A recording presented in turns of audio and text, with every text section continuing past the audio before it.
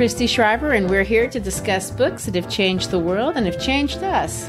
And I'm Gary Shriver, and this is the How to Love Lit podcast. Today, we're going to begin to explore the life and writing of one of America's most beloved 20th century writers, Elizabeth Bishop. During her lifetime, even though her outpouring of work was small, it was widely admired and lauded.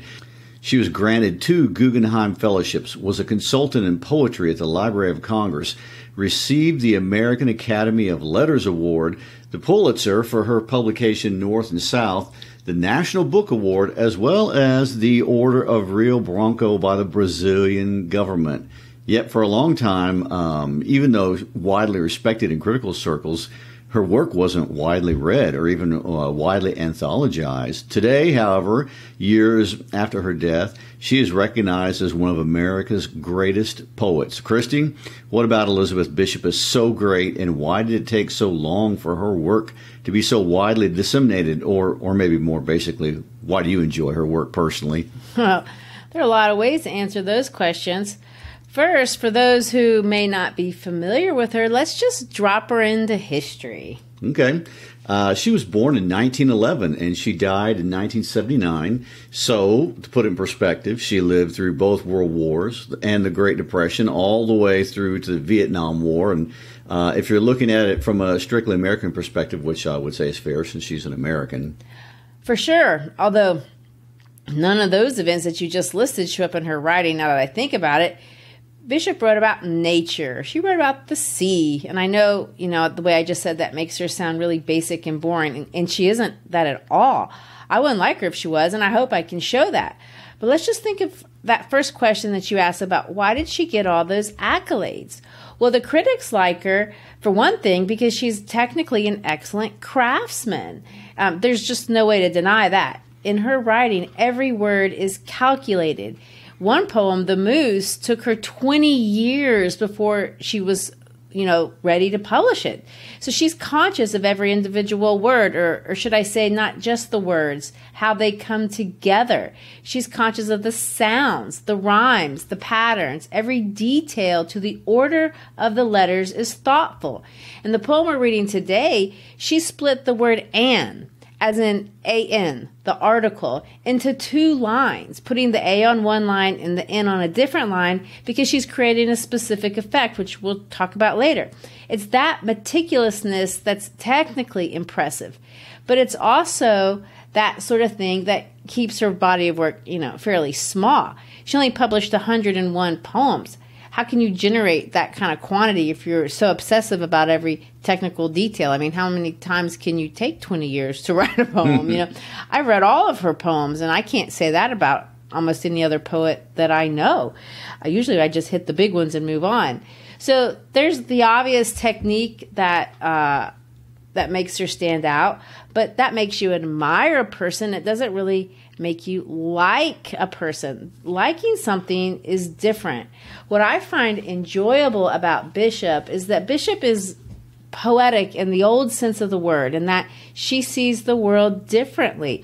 She portrays the world as honestly as she understands it to be, not how she wishes it were. And often the way that she sees things is different than the way I naturally would see things. I find her perspective fascinating. She was such an observer. She would watch nature and people and how things fit together, and her mind would work and create these incredible analogies. She saw the world geographically. Her first poem was called The Map, and she wrote it while sitting on the floor in her apartment in New York, staring and thinking about this map on the wall. And she wonders in the poem, what's so fascinating with maps? What do they mean to us? Why do they mean so much to us? And she hypothesizes about that. So it's just very interesting. Lots of her poetry is like that. She watches a sandpiper in the sand, and she can see herself in the way this little bird interacts with the world. She describes in one poem the moment that as a little girl where she realized she was a separate person from her caretaker, her aunt. And she was sitting there reading this National Geographic magazine, sees these women on the page, and has these kinds of epiphanies. So, I mean, it's her insights that you like? Yeah, I think so. And her life experiences made her really unique. They were defined by a lot of travel, which of course I appreciate. I especially love that she traveled extensively across the country of Brazil. But her life was also marked by a lot of tragedy. And even though she did experience tragedy, she never became a tragic person. It's not sad. She was kind of detached, honestly, and she writes in this detached way. She saw tragedy, but she also saw beauty. She saw life in terms of tensions, the tearful side versus the comic side. She saw them as two coins of the same thing. Fragile versus tough side of things that are tender but also brutal. Those three aspects, she would try to portray them artistically into words. And we're going to see all those tensions that I just listed in the poem that we're reading today. So when I first started prepping for the podcast, I really had this idea that we were going to talk about three of my favorite poems. But then after I got into it, I realized, that's way more than you can do in a single episode. So I just picked one, and I picked one about Brazil. One day maybe we could circle back and look at some of the different ones. We're not going to do justice to her work in one episode for sure, especially if you're not familiar with her or necessarily a poetry buff in general. But I hope I love her, and I hope that over the course of the next few minutes, you'll let me show you how you can love her too. Okay, well, let's get into a little bit of her bio. Like we said, she was born on February 8th, 1911 in Worcester, Massachusetts, but she calls Great Village, Nova Scotia, Canada, her home. She lived there until the death of her mother, but her father died when she was 8 months old from Bright's disease. Yeah, I read that. Well, what is Bright's disease? I'd never heard of it. Yeah, it's a term that we really don't use anymore. It's a historical term that references what today is a collection of different kidney diseases. Today we would call it nephritis, and in this case it was fatal, and this event sent the Bishop family into turmoil, and Elizabeth's life was altered and really sent adrift, and honestly she would really settle and establish roots anywhere, not really even in her entire life.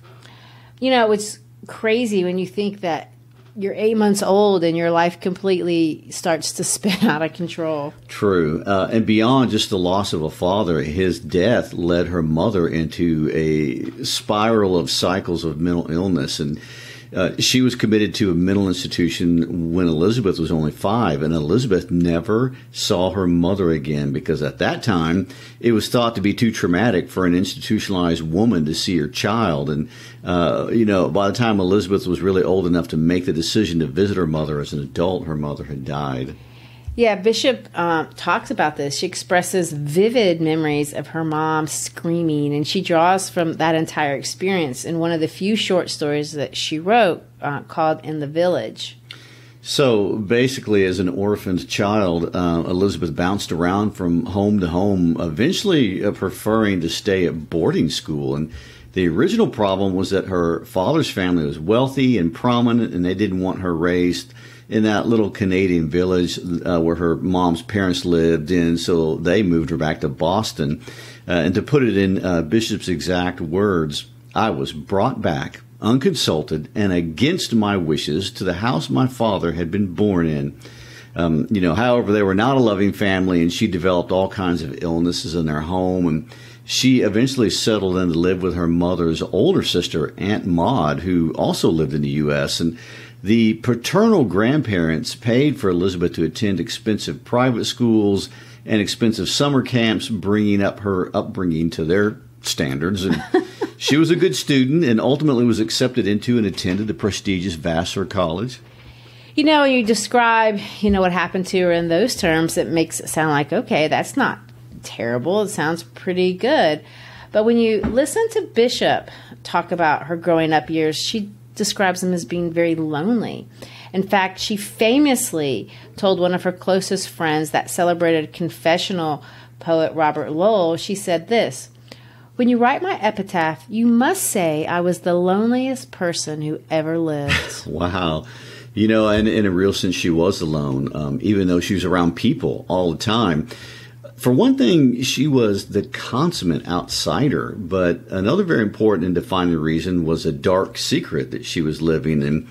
George Shepherdson, her uncle, specifically Maud's husband, verbally, physically, and sexually assaulted and abused her from the age of 8 to 19 in those formative years while she lived with him. And none of this was known at the time. And the details and terror really wasn't detailed till later on in a 22-page single-spaced letter that she wrote to her therapist years later and disclosed only after her death by researchers. And one example being the time he literally dangled her over a second-story balcony by her hair. Oh, my gosh. Well, you know, the fact that we even know that seems a little invasive since she wrote it to a therapist. And we all know, well, you know, if you know her writing, that she was a very shy and private person all of her life.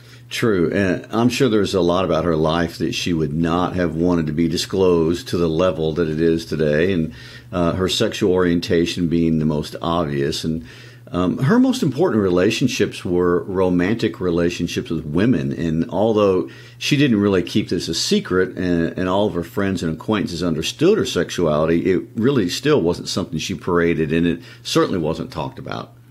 Well, no, I mean, things like that were definitely not talked about in the day that she lived. And there's a lot to say about her romantic relationships. Actually, there's a lot to say about her life story in general, which we won't have time to get into. She wrote extensively about Nova Scotia. She lived in D.C. She lived in Key West. But we're going to focus in on her time and her relationship with Brazil, the Brazilian people and the culture that she fell in love with, a place where she found happiness. No, Christy, why would we concentrate on Brazil? It's where Bishop found happiness. Oh, but you have no connection there, right? No. No biases. There you go. Well, she visited there in 1951 when she was 40 years old with really no plans to stay. She had an old school friend from Vassar named Mary Morse who lived there with a woman she'd actually met a few years before. Laura de Macedo Soares. Oh, you said that so well. But the purpose of her trip was just a vacation. And while there, she ate a cashew fruit, which is the orange fruit connected to what we think of as a cashew, which is just the nut part. And Bishop had a horrible allergic reaction to it, and the reaction put her in the hospital. Loda and she got close while Elizabeth recovered, and Loda invited her to stay, and she did. And while living with Loda, Elizabeth would write some of her most celebrated poetry, among which would be the work for which she received her Pulitzer.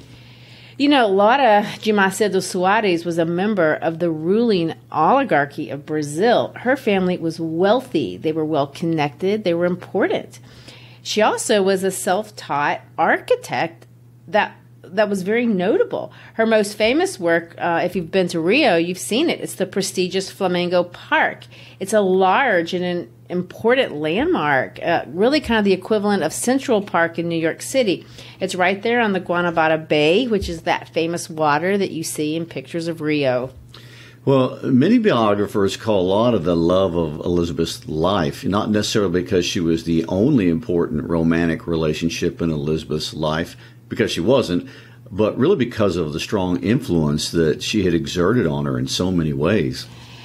For sure. You know, with Laura, Elizabeth found a home in Brazil, and she made connections in ways that she never had before. I mean, I was kidding and jest, because I love Brazil, obviously, but she was happy there. She lived there permanently for 15 years. But even after she left, her permanent resident there, she would go back and forth to her new home. She maintained a house in Ouro Preto, which is in another state near Belo, where I grew up. She had a home there until 1974, which is really just 5 years before she died.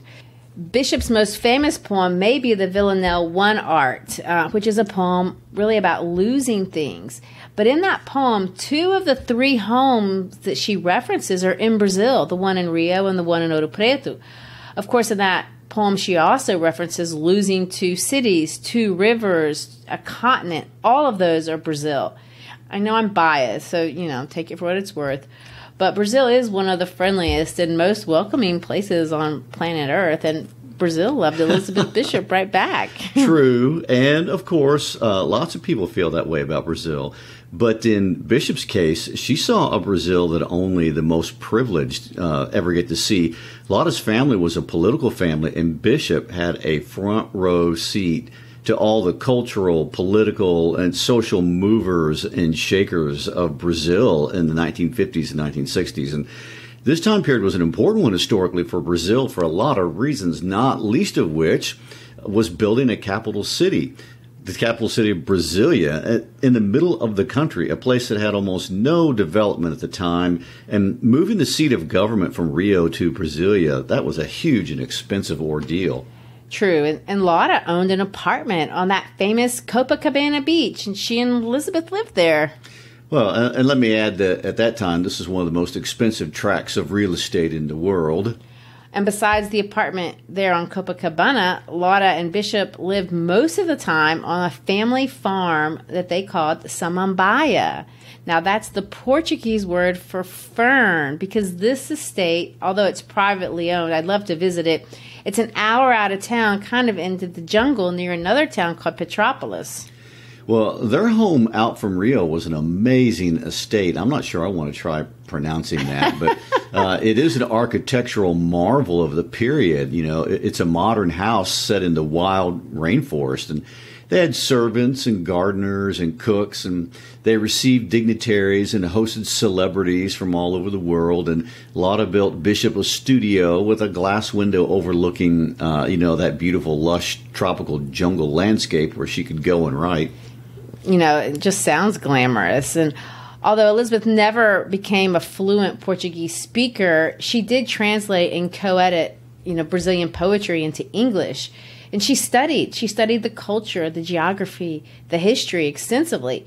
She traveled everywhere, including down the Amazon River with Aldous Huxley. They went to see the Indian tribes. Now, how many people can say, I traveled down the Amazon with Aldous Huxley? I know. How cool would that be? That's a big name drop. But, besides just understanding the culture, she was an exporter of Brazilian culture all over the world. And not just because she wrote poetry about Brazil. She wrote a book on Brazil for Life World Library Series, and it was marketed and sent to homes all over America. It was one of those coffee table books that has pictures in it. So a lot of people, even though they may not have known Bishop for her poetry, she gave them direct exposure to the culture and history and things about Brazil that they had sitting on their coffee table that they may not even have associated with her. The poem I want to feature today is about Brazil, but she didn't actually finish writing it until 1979, which was years after she moved back to the U.S. It's titled Pink Dog. It's actually the last poem Bishop ever completed before she died of a brain aneurysm that same year in 1979. This is a fun poem. I love it for many reasons. But I chose it today because it's a great example of what Elizabeth Bishop is really good at. What Bishop does, and I hope we can see it through the poem, is she observes the world. So in this case, she is observing a dog that she sees walking up a major Brazilian thoroughfare that's taking people, the thoroughfare takes people to this world-famous Copacabana beach. So in one sense, you can read the poem straightforward. It's a poem about a dog, a pink dog, and that's exactly right. That's what it is. She observed a dog interact in the world. But what we see her doing is she adds these layers of analogies to the dog. We understand pretty quickly that this poem wants to talk about a social problem, a specific social problem in Brazil at the time. The dog is representing the homeless population, and it's exposing a terrible, inconvenient political atrocity that was happening and that had been exposed during the time Bishop was living in Rio. So there's that layer of understanding. There's the actual historical side to it. But then there's a personal side, a more universal side. Maybe she saw herself in that pink dog. Maybe we can see ourselves in it. The dog is a metaphor at an individual level as well as a societal one.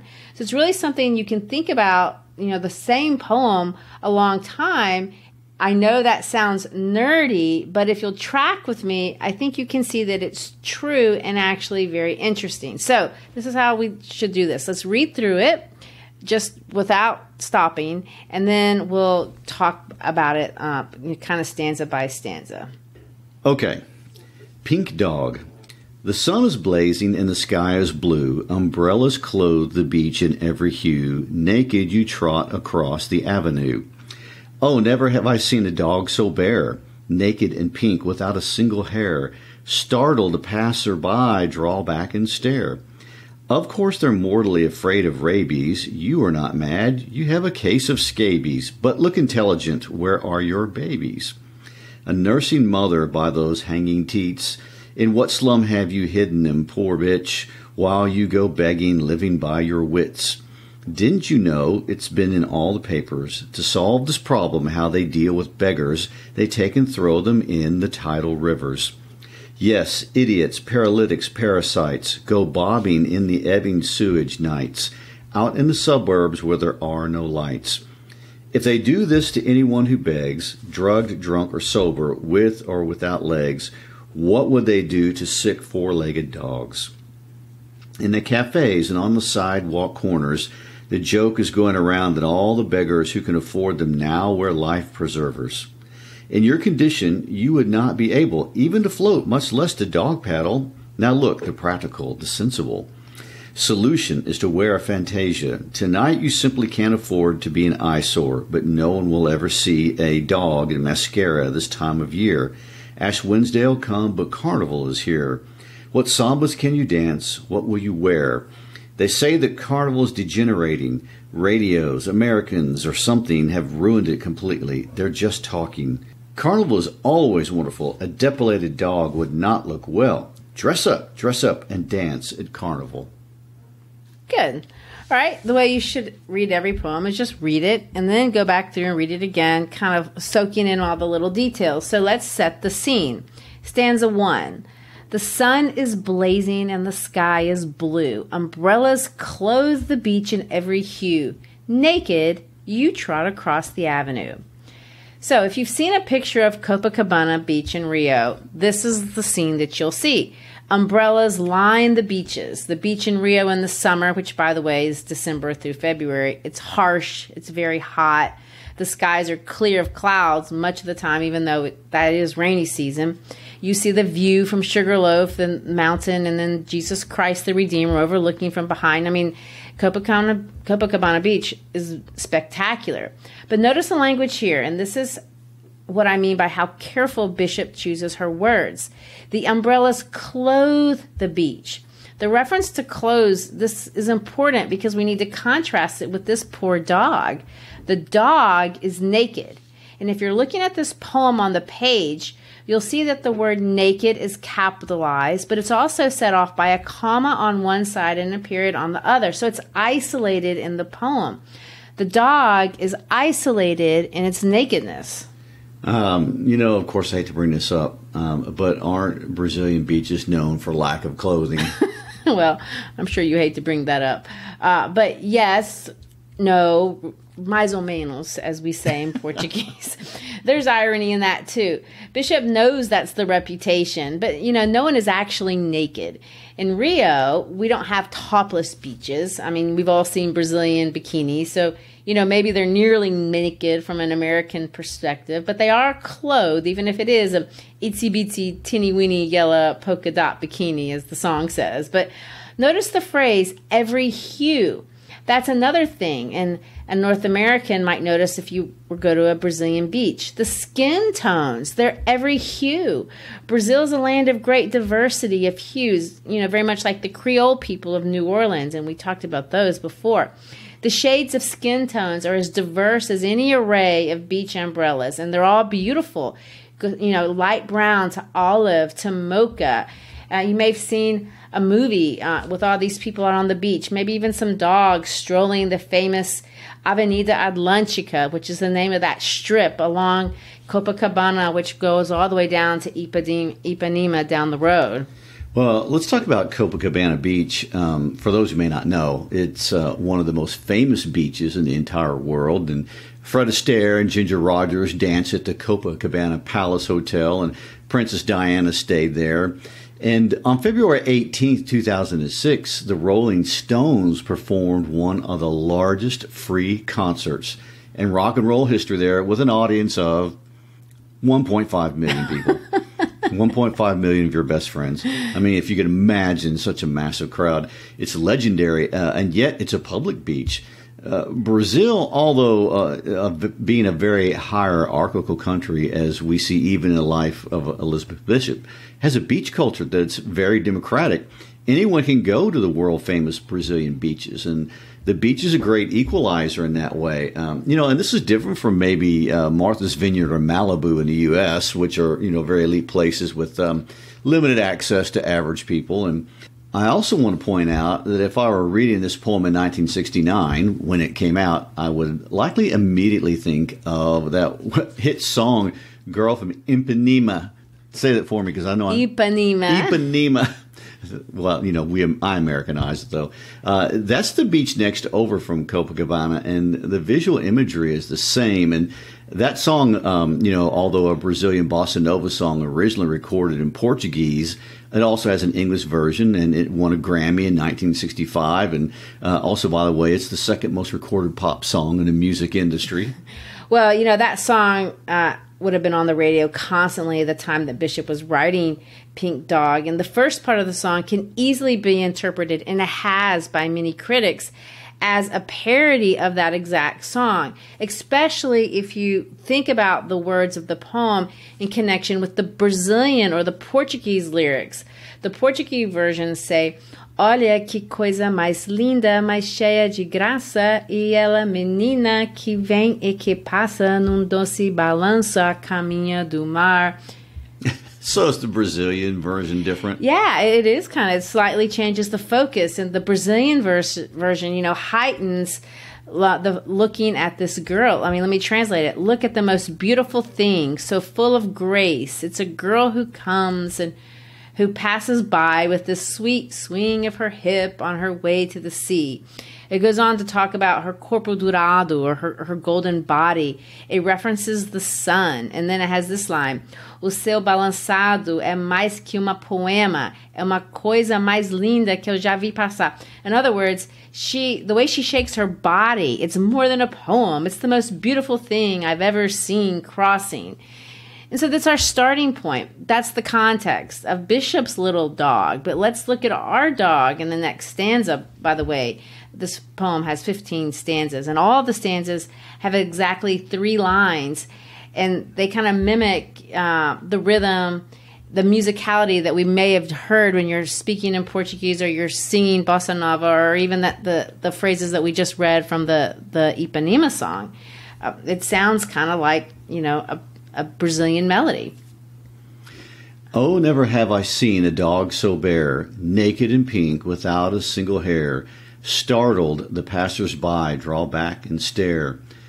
Well, if we have the song in the back of our minds, I mean, it's definitely a parody. I can hear myself putting the melody on top of that. These onlookers are staring too, but, they're not staring because the dog is the most beautiful thing, full of grace, superseding the grace of poetry itself. They're staring because it's ghastly.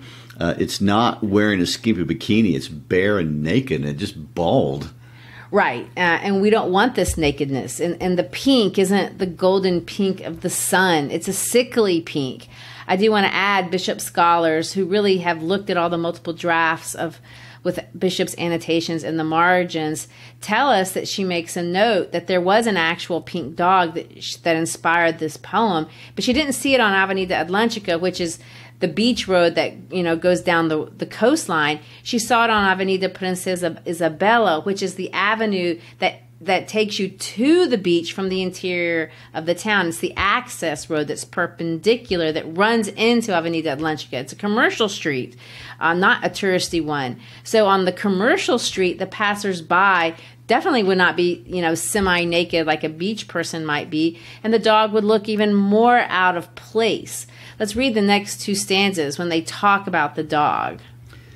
"Of course, they're mortally afraid of rabies. You are not mad. You have a case of scabies. But look intelligent. Where are your babies? A nursing mother by those hanging teats. In what slum have you hidden them, poor bitch, while you go begging, living by your wits?" Again, the parody continues, and these stanzas are interesting. First of all, this is what we call an apostrophe.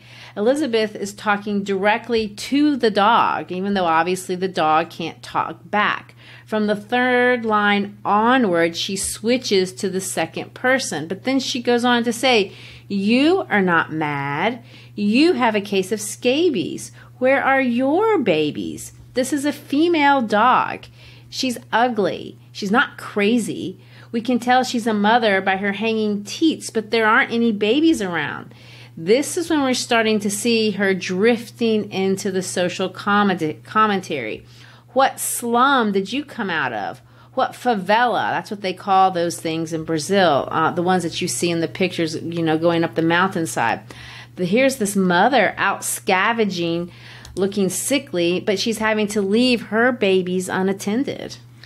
And, of course, the favelas are impossible not to notice when you drive through Rio or really any major city in Brazil. And the contrast between the rich and the poor is enormous. I mean, you've got the beautiful landscapes that are juxtaposed with these favelas or slums that line the mountains. And the richness of Copacabana side by side in obvious contrast to the realities of urban poverty, that really caught her eye. Yes, and Bishop uses this expletive here, and the expletive stands out as strange and harsh because obviously she has sympathy for this dog. She's not shaming the dog, but she uses the expletive to show that this dog is despised by her society. She's a beggar. People are afraid of her. She's marginalized because of her looks. She looks crazy. Her hips are not swaying like the girl in the song. Her teats are. That's gross. She's marginalized maybe by how she's making a living, maybe her social standing. I mean, this dog is everything that the girl from Ipanema is not. Didn't you know? Listen to this. It's been in all the papers to solve this problem, how they deal with beggars. They take and throw them in the tidal rivers. Gary, this little stanza is cryptic if you don't understand the historical or political context. What is she talking about, tidal rivers and throwing them in the papers? What was going on in the papers that she's referencing? Oh my, that is an interesting story. And, of course, every country has dark chapters, but during the 60s, there was a push in Brazil to get the squatters who were living in favelas, which were on valuable real estate, to be displaced and put to live outside of town, really out of sight and certainly away from the affluent and middle-class neighborhoods. And this was not just in Rio, but all over the country. However, Governor Lacerda, the governor of Rio, was implicated in a scandal with his effort to clean up, quotation marks, if you will, if you want to use that word, these urban areas. And the authorities were known to collect these homeless people, and often they were the drug addicted or the mentally ill or crippled or definitely beggars, but they shoot them and throw them in the Rio Guarda. Here's a quote from Governor Lacerda himself. Once there appeared floating in the Guarda River the body of a man who had been tied up with bullet holes in his neck, and not another had survived and gone to the police station in Santa Cruz or Campo Grande, I do not know where, and reported that the police had taken him there and thrown him into the river. And of course, Bishop is referencing this like she knows, like she thinks we know what she's talking about. Now that you know that was actually happening, it makes the stanzas more understandable. Yes, idiots, paralytics, parasites go bobbing in the ebbing sewage. Nights out in the suburbs where there are no lights, because suburbs where they were being thrown and forced to live out of town. If they do this to anyone who begs, drugged, drunk, or sober, with or without legs, what would they do to sick four-legged dogs? Apparently there was an agency called the Beggar Recovery Service, and, everything terrible has to have a nice title. But recovery in this context meant drowning. They were recovering a city and handling the problem of beggars by literally getting rid of them in a river. And this, once it got out, really provoked an international scandal. And Bishop draws attention to it very subtly with the pink dog. Who knew?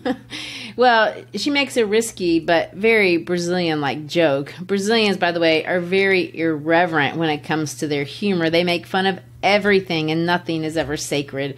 Brazilian humor is not politically correct. They mock themselves. They mock everything. This comes from a long history of being a suffering people, really, and not having a democratic voice. So what could you do if not laugh? And rulers did what they wanted, and you just had to make the best of the situation. So the more terrible something was, the more likely it was to be mocked.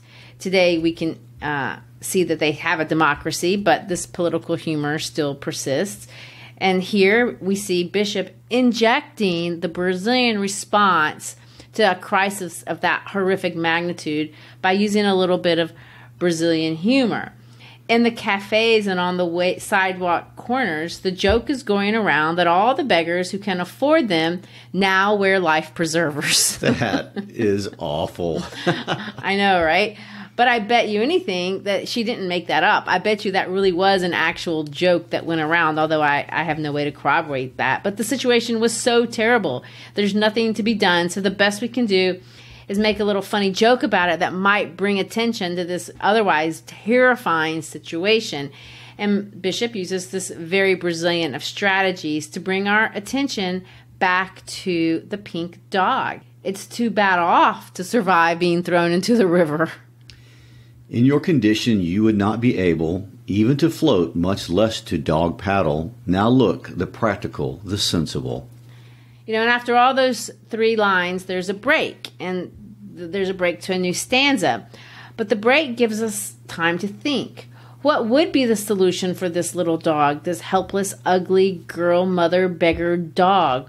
What would be sensible and practical? And of course, the solution will be ironic, because the solution that she is going to propose in the poem is not sensible or practical in any traditional sense.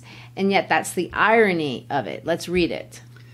Solution is to wear a fantasia. Tonight you simply can't afford to be an eyesore, but no one will ever see a dog and mascara this time of year. Ash Wednesday'll come, but Carnival is here. What sambas can you dance? What will you wear? So many interesting things to say here. First of all, the word solution is not capitalized, even though it's starting a stanza. It's not a practical solution that she's going to propose because it's not a permanent solution. If the inevitable cannot be avoided forever, perhaps the solution is to wear, and the word is pronounced fantasia in Portuguese.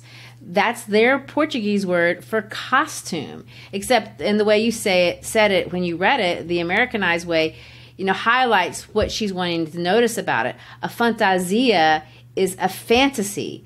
The solution is to dress in a costume, to live a short fantasy, to pretend for a moment that this is not your fate. The delusion of Carnival won't last but until Wednesday, but at least, for one night or a couple nights, you can dress up in your fantasia, you can dress up in your fantasy, and you can make believe that you're not the horrible eyesore that you are every other day of the year. And here, this is where I said she split up the word A-N is split on 2 lines. Why? Because all these lines are ending in an A. If you split the word, the musicality works, and there's a little social comedy in here injecting. Just dress up the problem, hide the eyesore, hide it with a rhyme, even one that's contrived.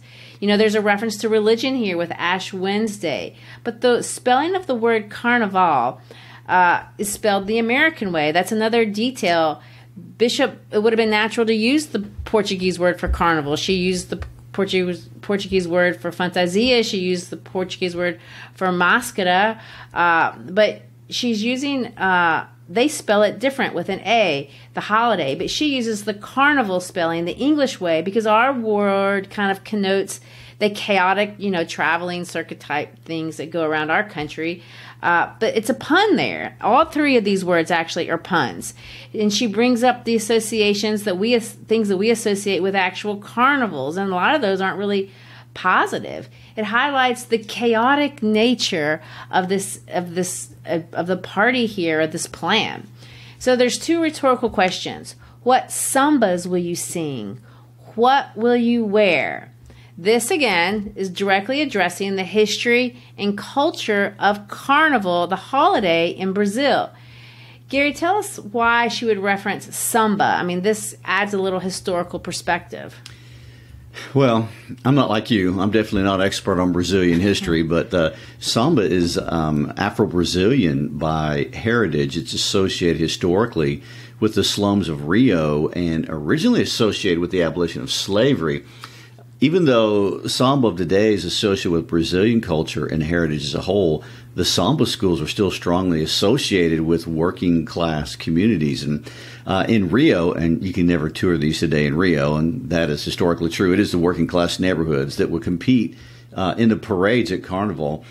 Each samba school creates original songs, they practice original choreography, they have elaborate costumes, and they build these magnificent floats. So they're majestic, they're elaborate, and you can see them all on TV all over the world during the 3 days of Carnival. During Bishop's Day, the parades and the competition were in the streets. Today it's more organized. There's an official stand called the Sambodrome with seating and waiting areas.